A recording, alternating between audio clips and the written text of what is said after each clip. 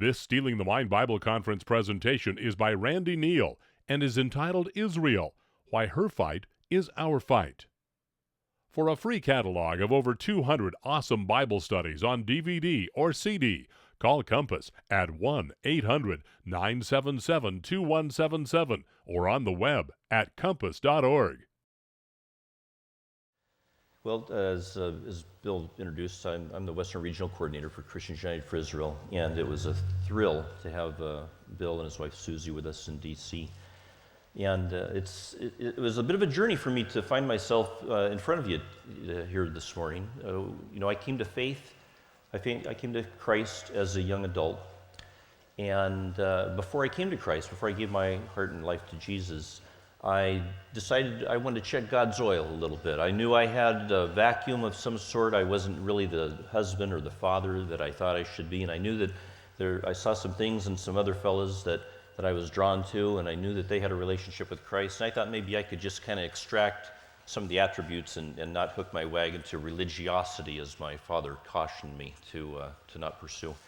And so I was in a Bible study, a men's Bible study, for literally months before I surrendered my heart to Christ. And in that process, we started bumping into this word Israel in the Hebrew Scriptures, aka the Old Testament. And I asked the facilitator, I said, this Israel, is this Israel like on CNN? Is this the same Israel like in the news Israel? And they said, no. Wherever you read the word Israel, just pretend that it says the church there. Now, clearly I didn't hook my wagon to that doctrine, or I wouldn't be with you today. And it did give me a check in my spirit, integrity-wise, to really go on a quest, and that quest and journey led me to where I am here today. And I've learned a lot of things on that journey. I've learned that some of you, just by show of hands, how many of you have ever taken a pen? There's a passage, there's a piece of Scripture, it spoke to you at a troubling time, it helped you make a tough decision, it gave you the hope, it was the wind beneath your wings when you really didn't see the way that the Lord was going to make. And that Scripture, you stood and hung on to that Scripture as your promise from God to you, and you underlined it with a pen, and you went back. How many of you have ever done that with a piece of Scripture? How many of you have ever taken a highlighter to your Bible? How many of you have ever taken a bottle of whiteout to your Bible? And that's what replacement theology essentially says, is that we're going to take a bottle of whiteout to our Bible, and we're going to pencil in the church there. Now, I don't mean to shove my finger in the chest of anybody that comes from an expression of Christendom that has different teachings, and maybe you have taken a turn and you find yourself here today. But one of the distinguishing nuances in the evangelical Christendom is the way that we quite literally read our Bible. And it's not unlike a Torah-observant rabbi reads his Torah. In that when we read the word Israel, we don't just see a reference to a tiny sliver of geography in the Middle East. We also see a reference to the biological descendants of Abraham, Isaac, and Jacob. And when we look at that, then it changes the lenses through which we look at our own faith. It really encourages and challenges us to look at the Jewish roots of the Christian faith, the Jewishness of Jesus. And there's nothing ecumenical about that. It actually deepens and enriches our understanding of our faith and our walk when someone embarks on that. And so our organization, Christians United for Israel, we believe that there is a biblical mandate for Christians to support Israel. And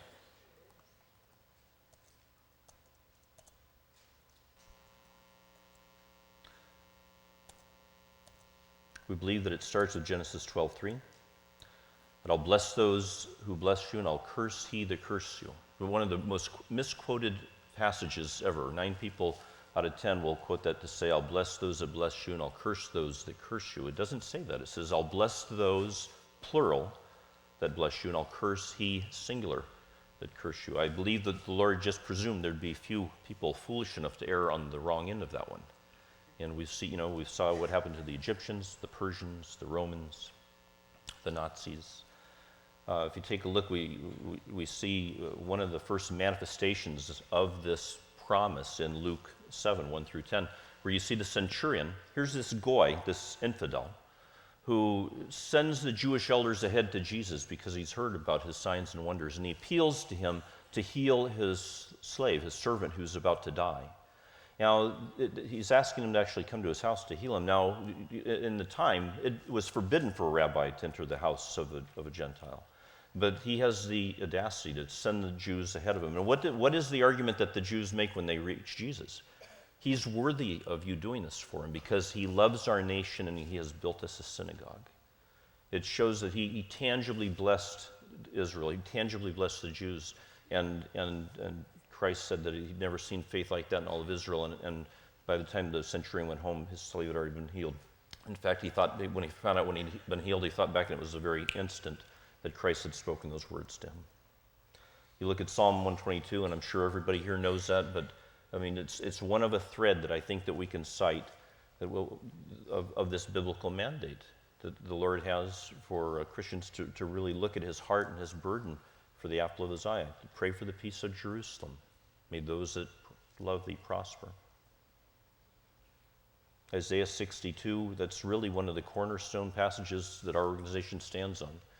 For Zion's sake, I'll not hold my peace, and for Jerusalem's sake, I'll not rest until her righteousness goes forth as brightness and her salvation as a lamp that burns. A few passages down, he talks about a category of people that are to give him no rest until he establishes and makes Jerusalem the praise of all the earth. And that category of people is who?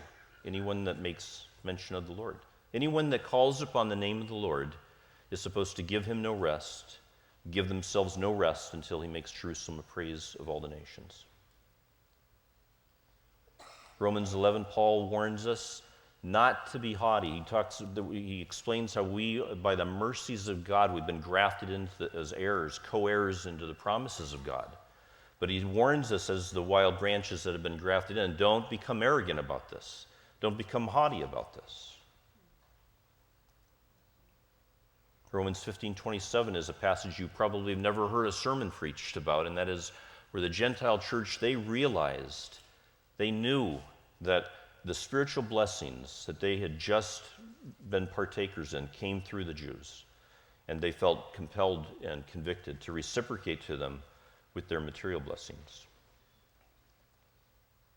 So if we're not stretching a hamstring here, and I shared with a number of folks as they came up today, I mean, the input and feedback that I got from everybody that's filed in today, I have a sense that I'm really preaching to the choir here, so just give me a grace card if you will.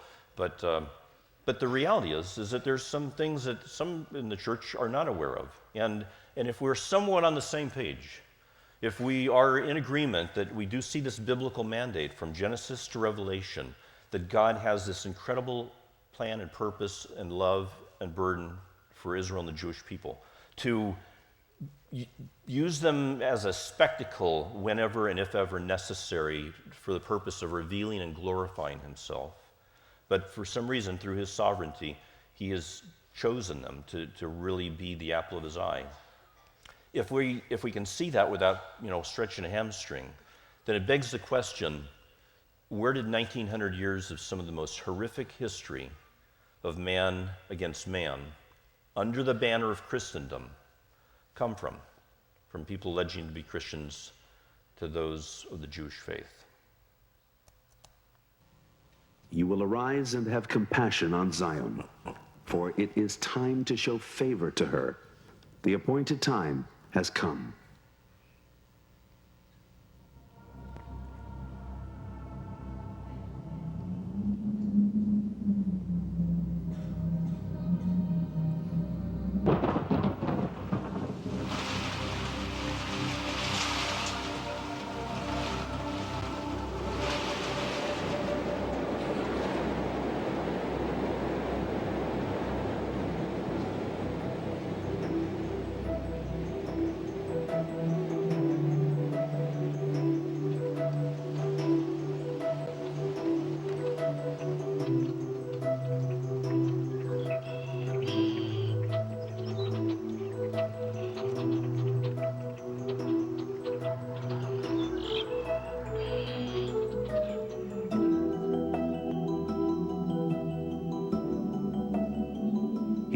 A banner for the nations and gather the exiles of Israel.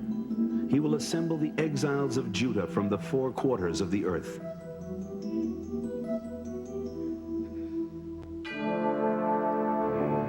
Without question, the re-establishment of the State of Israel is one of the greatest wonders of our times.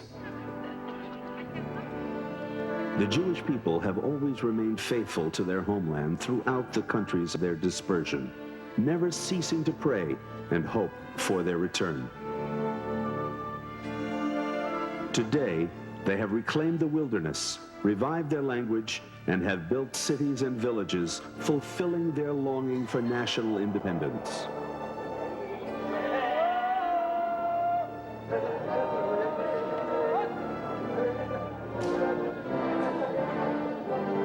Still, though, we must not forget that the State of Israel came into being after a long history of suffering and persecution, often at the hands of those proclaiming to be Christians.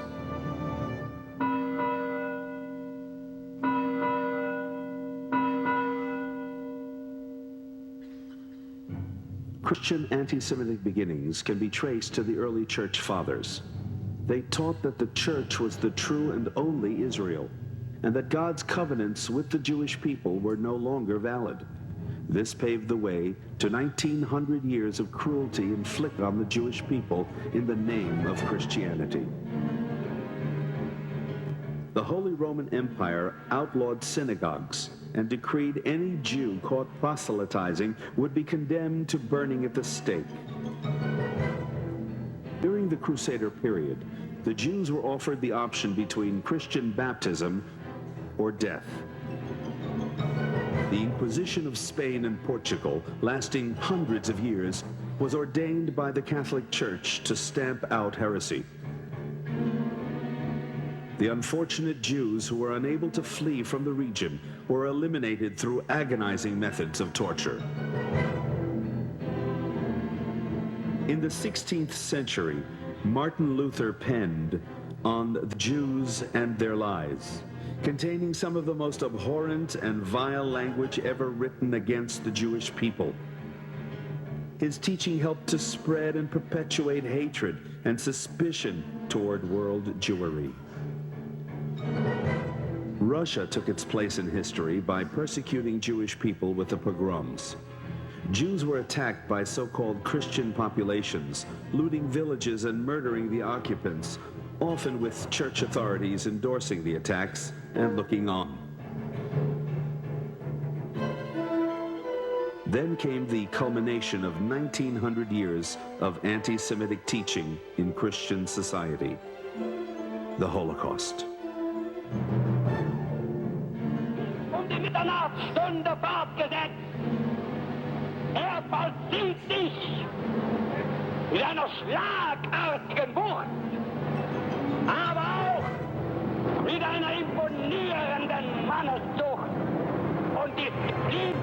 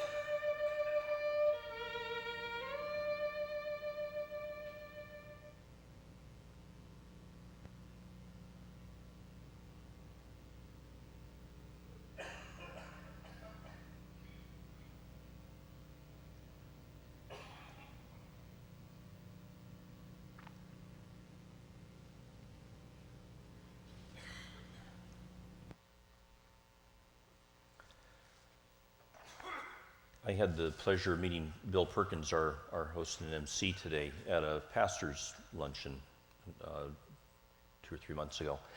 And it's a pastor's luncheon like many of the pastor's meetings that we have around the country. We're going to have one here in Kennewick on November 17th and At lunch break, I think invitations have been passed out. Any of you that like to join it and attend it, you're welcome to. But one of the curious things about these luncheons is that at any given time, and they're growing numbers. We had 105 pastors in Reno, Nevada, come together to figure out how they could mobilize to their community to tangibly stand with Israel. We had 96 pastors in Berkeley, California, come together to figure out how they could stand with Israel. Berkeley, California. So we're thinking about having one in Mecca now. But you know, the reality is that when you know, at any one of these given meetings, we just had 162 pastors in Irvine, California. I don't know if you are watching where the real battle against Israel is. It's on our university campuses right now, and the University of Irvine is the hotbed of that. But the point I'm making is that any one of these meetings, whether it's 32 pastors, you know, in Redding, or whether it's 162 pastors in Irvine, I can take a poll, and at any given time, when you've got that many pastors, even in this room right now, if you look around with the other attendees, there are theological scholars in this room that have a sheepskin on their office that, you know, attest to the fact that they've got a bachelor's degree from this seminary, or they've got a master's degree from that seminary, or they've got a doctorate degree. And it's safe to say that unless they went out of their way to intentionally take an elective, they were never required to read or write a single paragraph about the Crusades, about the Inquisitions, about the pogroms, about the Holocaust, all of which happened under the banner of Christendom, all of which happened under the watchful eyes and by hands of people claiming to be Christians.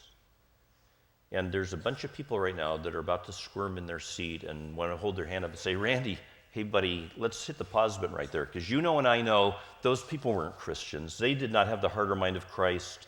That's why that's not Christian history. That's why it's not in seminaries. And to that I would suggest, go tell that to the Jewish community. Because as far as they're concerned, we are in the same pigeonhole. And as long as we're oblivious to that history and past, as long as we don't take any steps to acknowledge it and change the trend, it's a very callous insensitivity. We're to be the light of the world. When I came to Christ, as I told you, I wasn't looking in the rearview mirror, you know, feeling responsible or accountable for what people had done before me. But when we commit to change the trend, it can have an impact on those spiritual wounds that were inflicted by our predecessors. You know, all of the Jewish high holidays, all are a verbal hand-me-down story, so that these incredible accounts of what God has done for the Jewish people, of who he's delivered them from, will never be forgotten from generation to generation. Passover tells the story handed down from generation to generation of the incredible deliverance out of slavery from Egypt. And Purim talks about being saved from Haman. But, you know, we just about 3-4 weeks ago, we had Rosh Hashanah, which is the Jewish New Year. And if ever you have an opportunity to go to a Rosh Hashanah service in a synagogue, I would encourage you to do so, and I would love to see the Christian church adopt something similar. Because what it does is it takes a look. It'll take a brutal 3.5 hours out of the evening. But the first part of the evening is basically, you know, asking the Lord to hold your heart up to the light and make it painfully clear to you all those places that we fell short of what we knew that he had for us. All those times that he called us to do this, but we were busy. All those times that he opened up a door for us and gave us the strength and courage to step through, but it wasn't really what we were interested in at that time. And then we're going to shift gears, and we're going to stop looking at last year, and we're going to take a look at next year, and we're going to ask him to give us what it takes, the faithfulness and the obedience and the discipline to rise to all those occasions. And right at that point, right where we're shifting chapters from looking back at last year to looking ahead at next year, there's a prayer right there, and it's called Kol Nidre. And Kol Nidre essentially says, Lord, forgive me in advance for any false decrees that I might make in my heart against you. And that prayer goes back to the days of the Inquisitions, when a man would pretend to become a Christian so his life could be spared, so he could continue to provide for his family. That prayer is said virtually simultaneously in every synagogue, essentially around the world, every year. assuring that a dark chapter in our history is kept alive and well in the Jewish history and culture. And every time that that story is handed down, then those spiritual wounds that were inflicted by our predecessors have the scabs and bandages ripped off of them so that they'll continue to fester, so that they're guaranteed to not heal, so that this wall of fear, doubt, suspicion, and mistrust is shored up and fortified between the Jewish community and ours. And we wonder why, when we knock on the door of the Jewish community, that we don't get a red carpet, open arm welcome. We're right now 71 years at an incredible fork in the road. 71 years ago, our predecessors heard the rhetoric of a maniacal dictator that was so incredibly far-fetched about his solution about the Jews that no one took him seriously. No one dared to believe that he would ever begin to, actually execute it, let alone that, make any progress with it. And we know what happened when Hitler took his steps. Our leaders of the day, I'm flying tomorrow to a big event in Phoenix where we're going to have a drama of Corrie ten Boom. And Corrie ten Boom was a righteous Gentile whose most of her family members ended up dying in German concentration camps because they risked their lives to save the Jews during the Holocaust.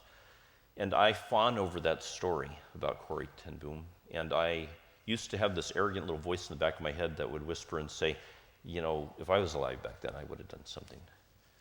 And I had the luxury of having that voice because if there was a twisted, perverted silver lining in the Holocaust anywhere, it's that it was such a horrific caliber that the international community would never allow that to ever happen again. But here we stand 71 years later at a fork in the road that is frighteningly, troublingly similar. I'm not going to give a shameless plug for our organization, but I'm going to make a mention, I'm going to reference the DC Summit that Bill did because it's a connecting dot. I want to lay a backdrop so that we can connect the dots. So now we're going to talk about some dates, and we're going to talk about some places and people. And this is data that if you will just go with me and connect the dots, I think you'll see a backdrop take place that's incredibly important if we're going to understand the dynamics that we're contending with today.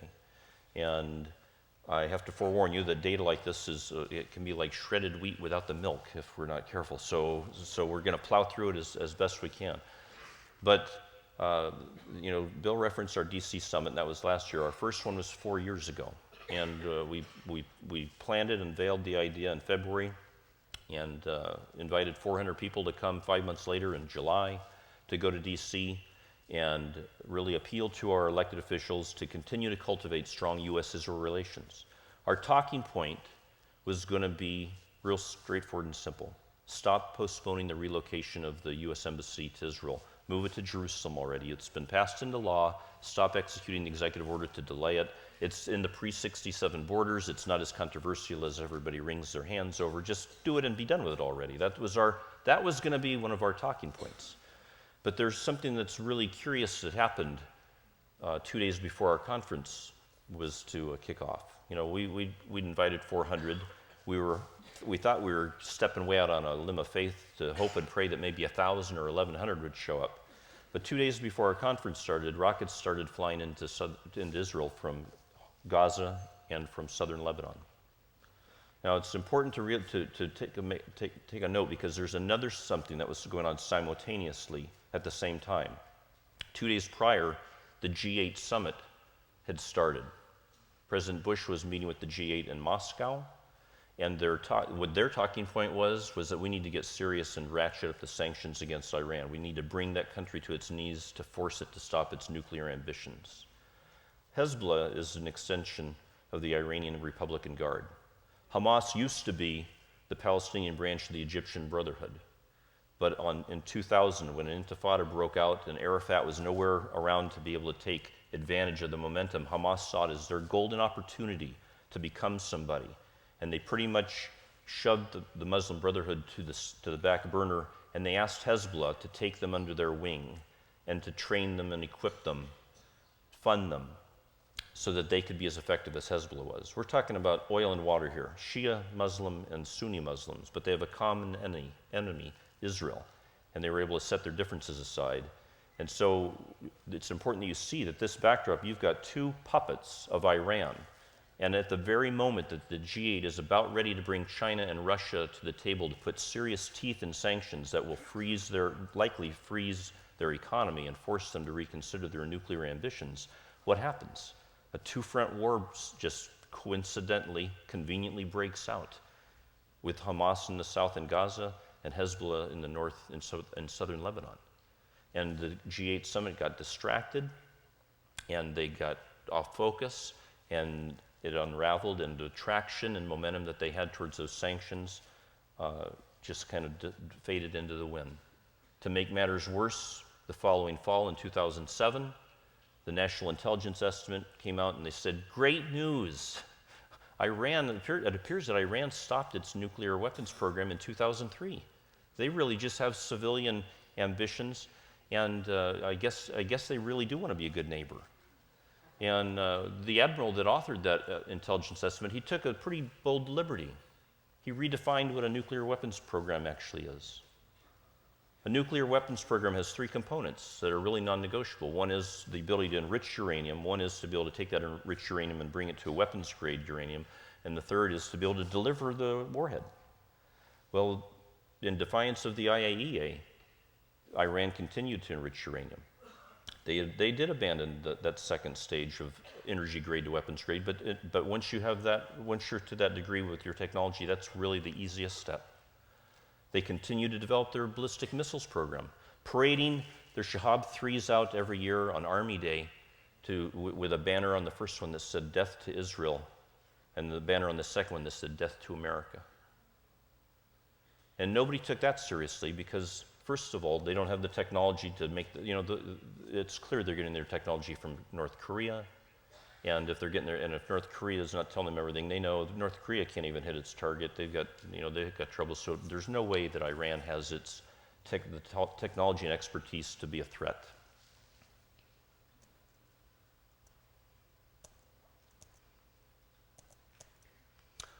On May 18th, President Obama met with Benjamin Netanyahu for the first time in the White House, and they talked about three things. They talked about Palestinian peace process. They talked about the Golan Heights and trying to bring Syria back into normalization relations and to get them to sever ties with Iran. And they talked about the problem of a nuclear Iran. And it was clear they did not agree on the Golan Heights. They weren't even on the same hemisphere when it came to the Palestinian peace process. But they did boldly agree that under no circumstances should Iran go nuclear. And it was the headlines.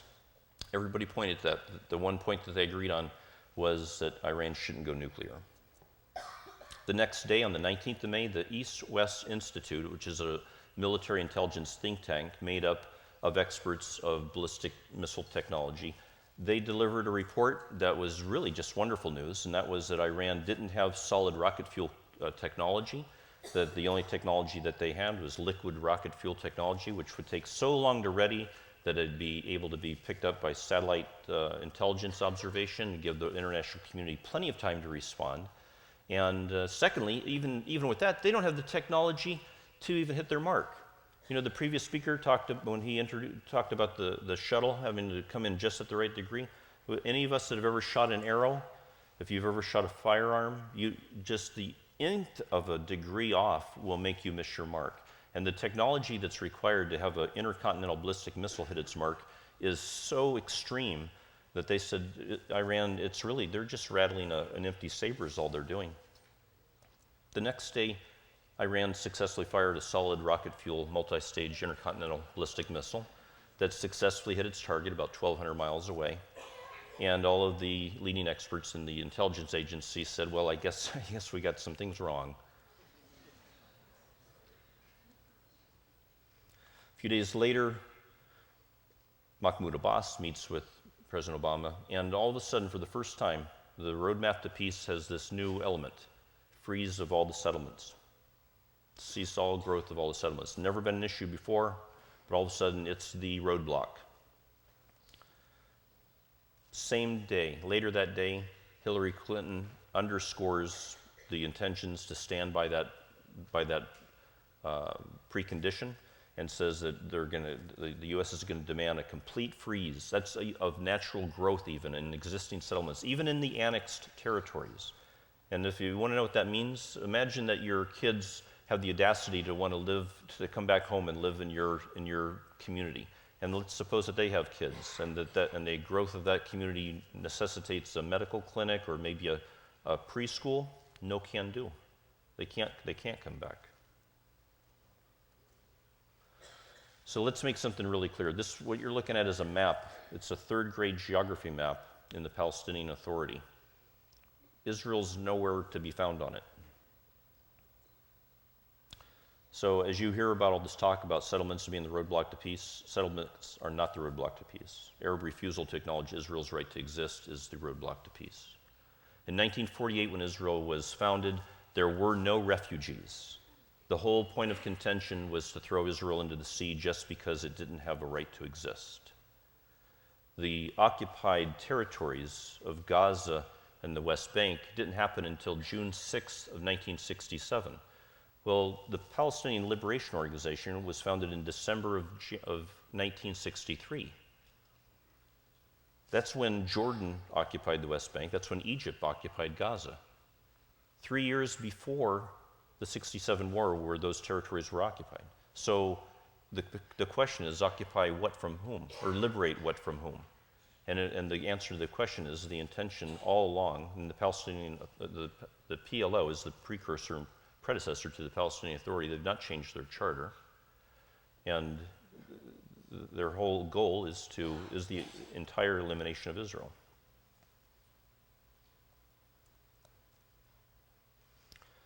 On September 22nd, the UN podium was used by Mahmoud Ahmadinejad to again suggest that the Holocaust didn't happen, forcing Benjamin Netanyahu to use his time to debate that point and to actually have to revisit. The fact that you even have to have that conversation is abhorrent. The next day, our organization issued what I believe the whole world should come behind, and that is really a call that Ahmadinejad should be brought on war crimes for trying to incite genocide.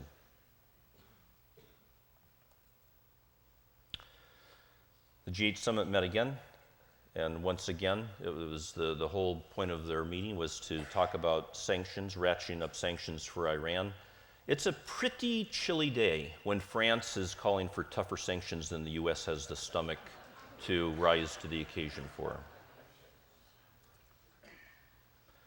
3 days later, Iran again wanted to respond to their sentiments about those type of talks, and they again successfully test-fired another Shahab-3 missile. That's just a glimpse of the range that these missiles have. Anywhere in Israel, most of southern Europe, virtually any one of our military installations in the Middle East. Just Wednesday, Russia, which is one of the two nations that have been kicking back on the G8 as far as ratcheting up sanctions, they said, you know what, we're not going to do it. We're not going to impose tougher sanctions on Iran. It's premature. We need to give them more time. China jumped in just yesterday and said, you know what, we're going to veto. We're not going to sign off on tougher sanctions for Iran. They're entering into multi-billion dollars to develop Iran's refinery industry. They've got one of the world's richest crude deposits, but they have to import 40% of their refined petroleum, which is why these sanctions have such a timely opportunity to actually be effective right now. But something else happened yesterday. Well, the international community was deciding that it was not going to put pressure on Israel.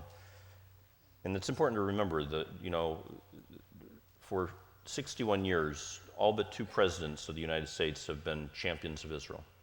And if you looked at the quotes, you could write an inspirational book at the quotes of presidents and the importance, the biblical basis that they draw from to stand with Israel, all but 2. But President Obama, his most provocative reference and to do with Israel was that it's time that a little light be seen between the United States and Israel.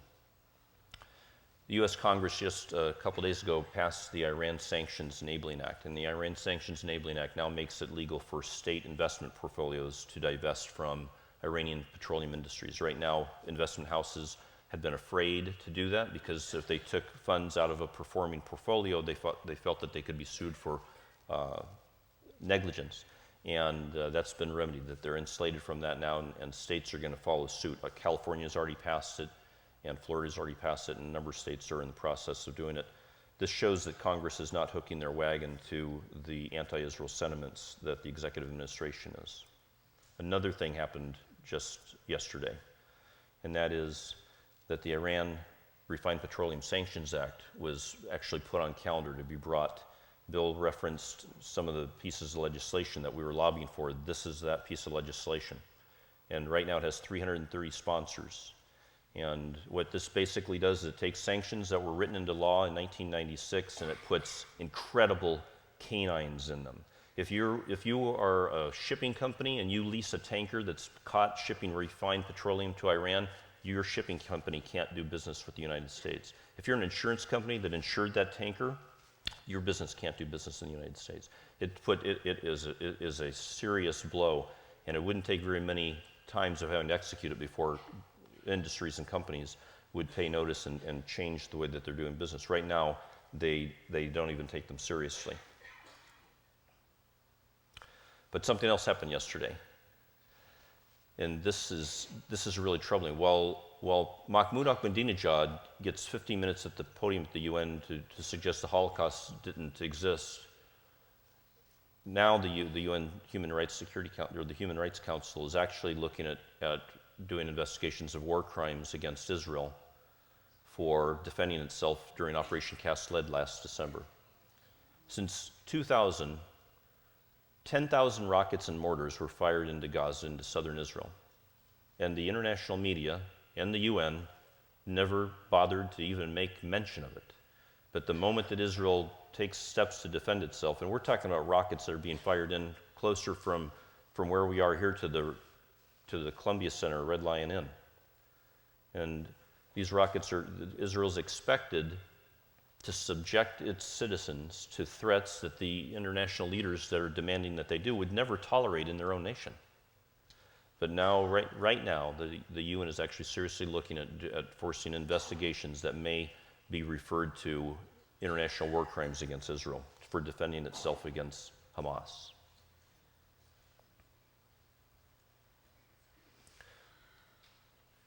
One of the phenomenons that we see as we travel the country and we have meetings, and when we do a pro-Israel meeting, people that love Israel gravitate to them. And it's not uncommon to find a church that has an Israeli flag on the pulpit. It's not uncommon to find a church that does multiple. Compass brings tours to Israel all the time. And I'm sure the pastors that are associated with it, they do tours to Israel all the time. And those tours represent tens of thousands of dollars into the lifeblood economy of Israel for their tourist economy.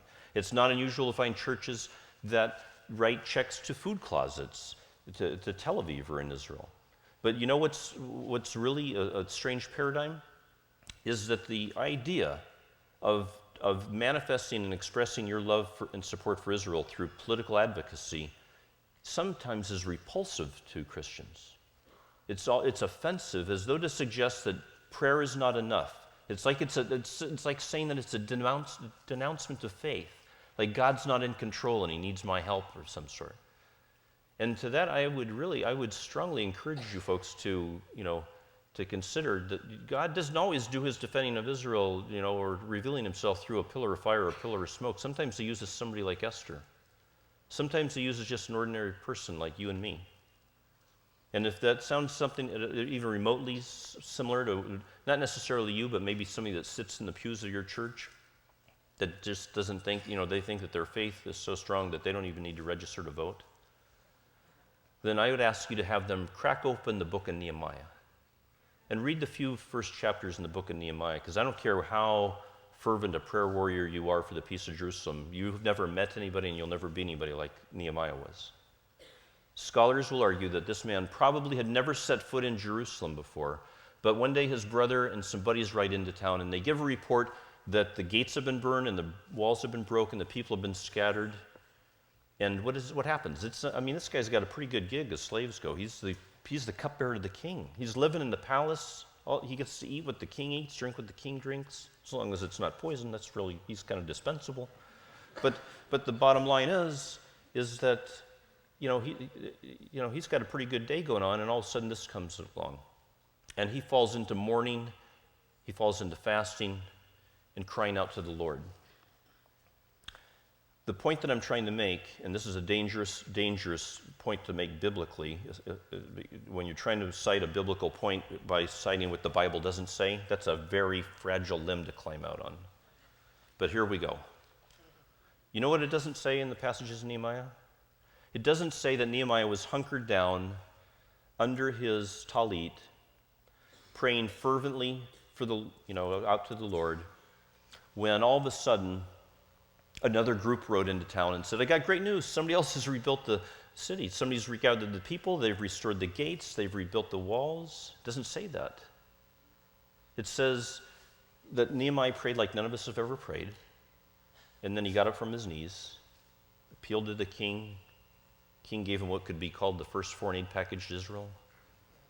Permission to cross foreign lands, harvest the cedars, to rebuild the gates, and act as an interim governor. And he tangibly acted. He prayed like we will never pray. And he got up from his knees, and with a sword in one hand and a trowel in the other, he went and he took care of business. And that's what we're asking you to do. If you don't already pray for the peace of Jerusalem, we're asking you to start. And if you already pray for the peace of Jerusalem, then we ask you to pray even more. But we're inviting you to consider, let's tangibly get up from our knees, and let's lock our arms together, and let's join our voices together, and let's make an incredible impact for Israel. In 1939, 930 some odd Jews were coming over on a ship from Germany, all legal immigrants. And most of them they had port passages to Havana, and most of them had been pre-approved to assimilate to the U.S. Halfway through their journey, those port passages were denied, and they were sent back to Germany. Many of them met their demise in the concentration camps. Jewish leaders came to our predecessors, Christian leaders, and appealed to us to pressure our government to make an exception for these people. And you know what our answer was? It's political. We're religious, we don't do political. The bombers that were trying to take out the refineries and tanks for Hitler's war machines were in the same flight paths, were picking up images of the tracks, sometimes even the images of the camps themselves. And the same leaders came to the same Christian leaders and said, all we need to do is a surgical strike and force the international community to acknowledge what's going on. And their answer to them was, that's political. We're religious, we don't do political. When President Bush visited Yad Vashem, he saw that, and he said, and he knew that story, and he said, we should have bombed it. Meaning the tracks at Auschwitz. The Civil Rights Movement, one of our executive board members and founders, the late Jerry Falwell, he said, when he was invited to join his way to the Civil Rights Movement, he said, that's political. I'm religious. Roe versus Wade changed his mind. He later admitted that was Satan trying to influence him to not make an impact on a Judeo-Christian nation, and became one of our founding board members until he passed away.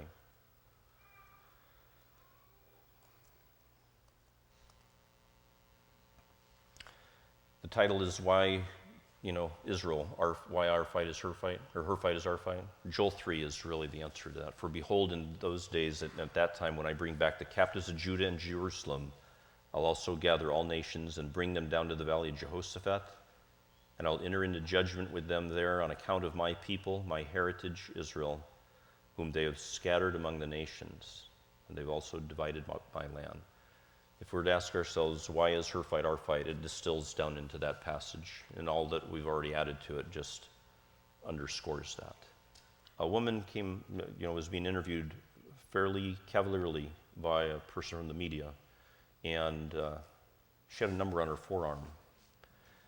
And he said, how does it make you feel to know that after all you've survived, that your children and grandchildren may have to go through the same thing, with the president of Iran on the rise?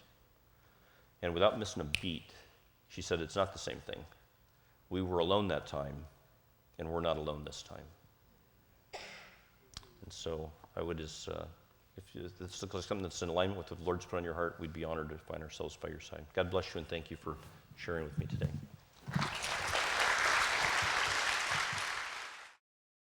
This has been Israel, Why Her Fight is Our Fight, presented by Randy Neal. To receive a free catalog of over 200 awesome Bible studies on DVD or CD, all using and defending a literal translation of the Bible, information on upcoming Bible conferences in your area, or details of our missionary outreach and trips to Israel, call Compass at 1-800-977-2177 24 hours a day, or visit us on the web at compass.org.